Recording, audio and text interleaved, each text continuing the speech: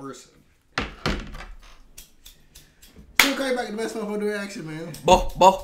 We got motherfucking top snitch, YSL's top snitch. They saying he the top.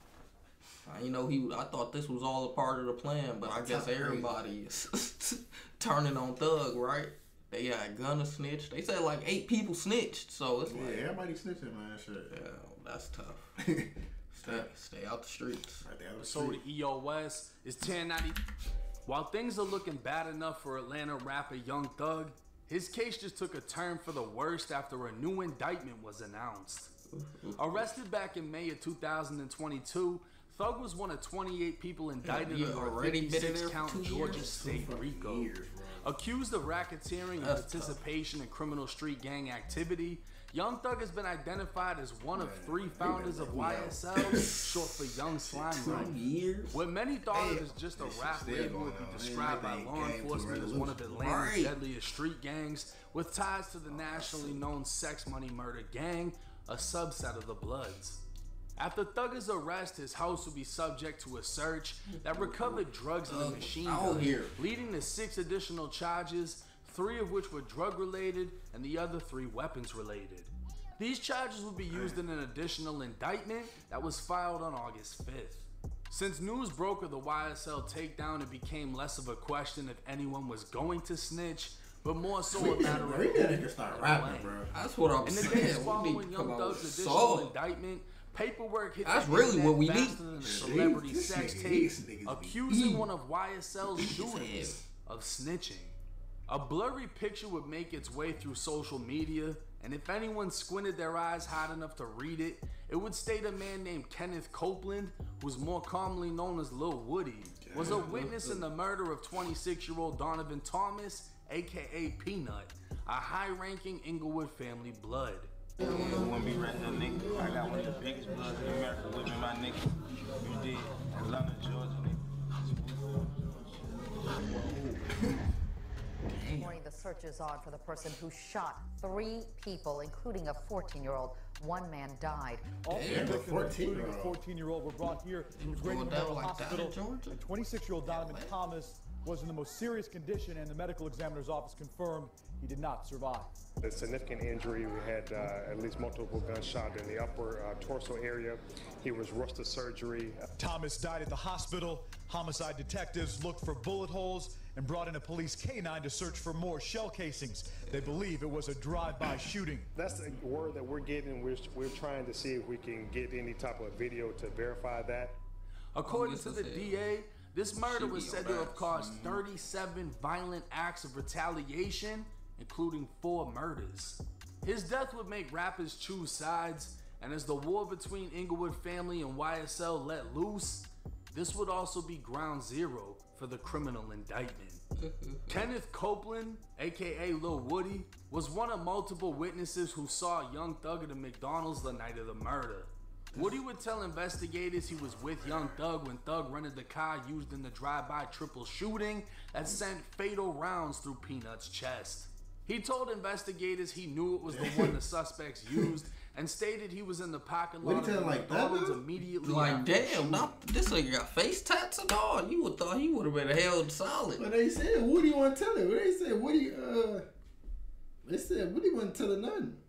That's what I was seeing too. I thought he wasn't telling, but I see this is how what made them get him to the stand. So at first he was telling, and now he trying to make it seem like he wasn't telling to the world.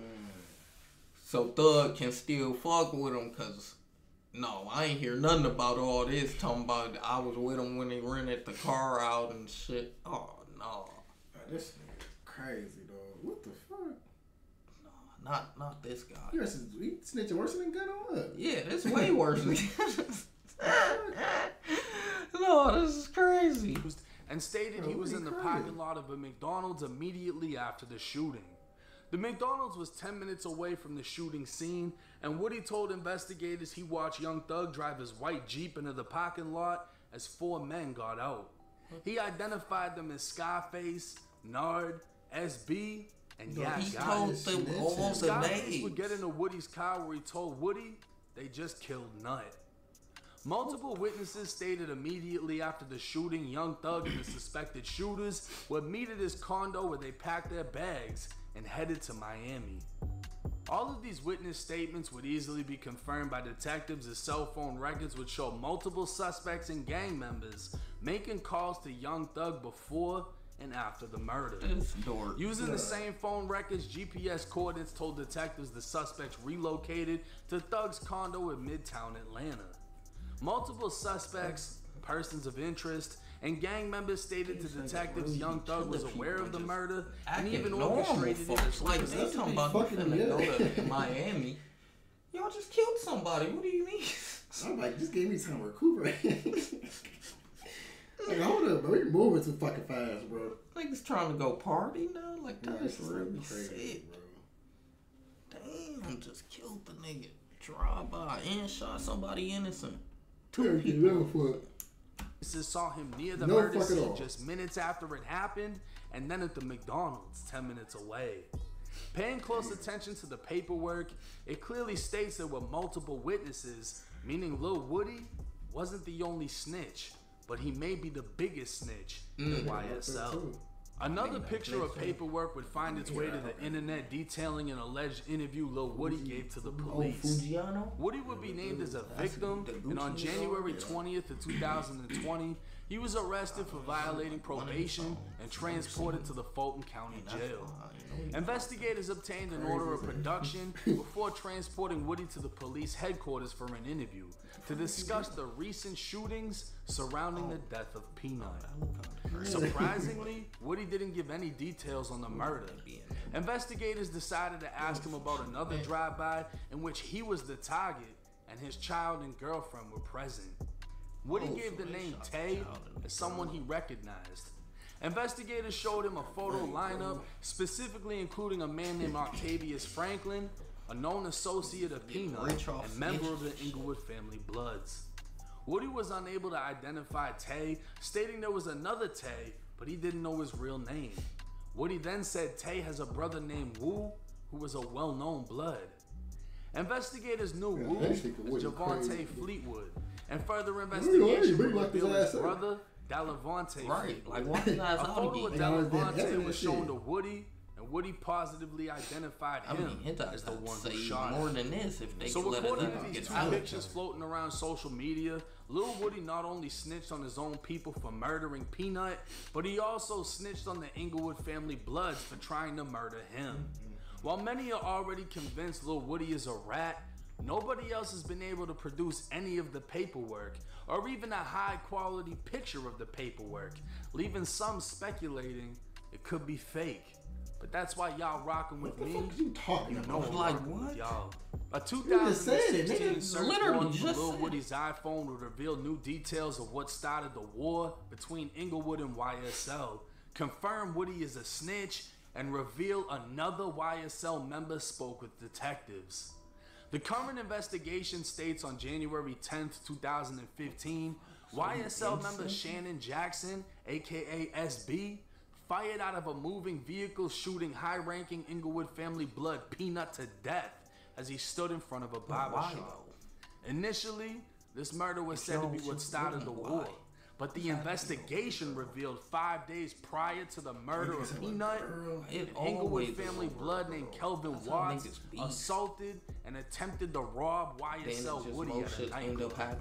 The Atlanta gang unit believed YSL took revenge on Inglewood family by murdering the big homie. Hours after Peanut was killed, Lil Woody's girlfriend's parents shot up. Woody denied to show my nigga off. Unless he was just slimy like that and he'd been planning on trying to kill him.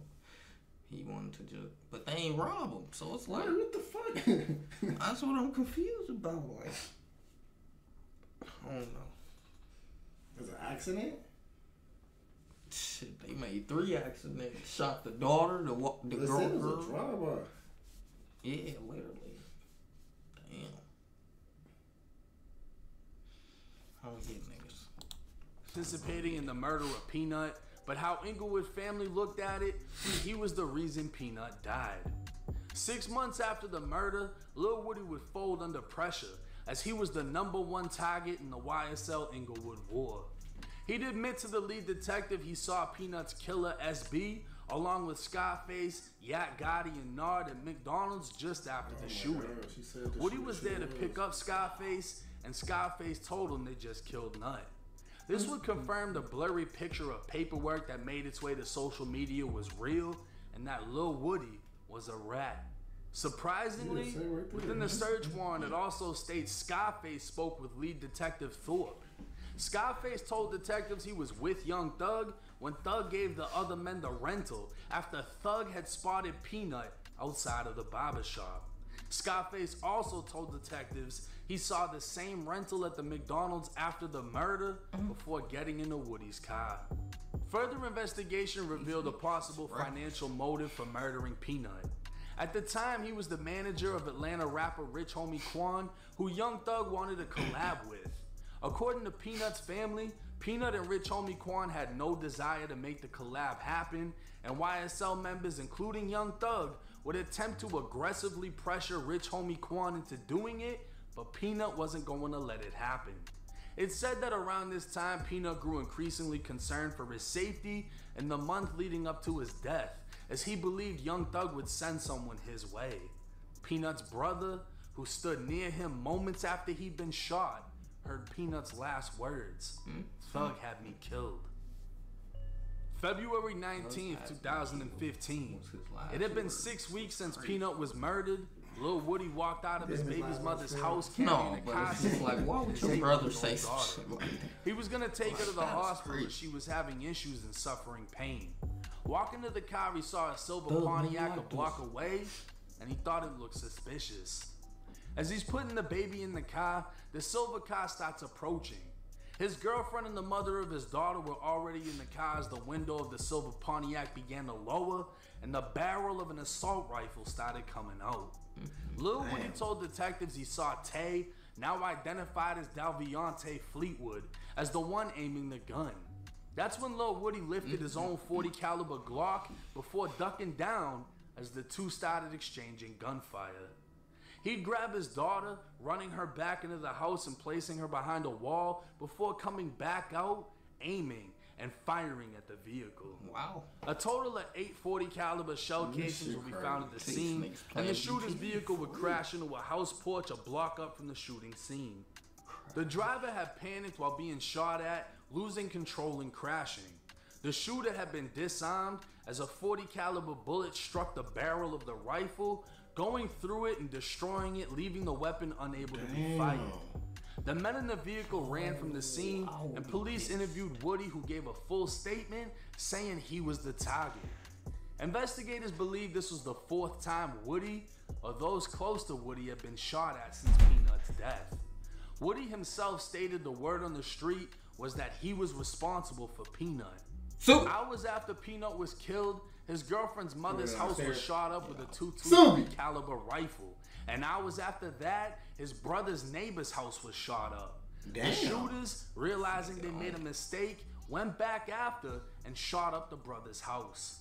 Woody was able to identify Tay as the shooter because he'd known him for a long time, and just 2 weeks before the shooting, Tay had been to his house to meet his 8-month-old daughter.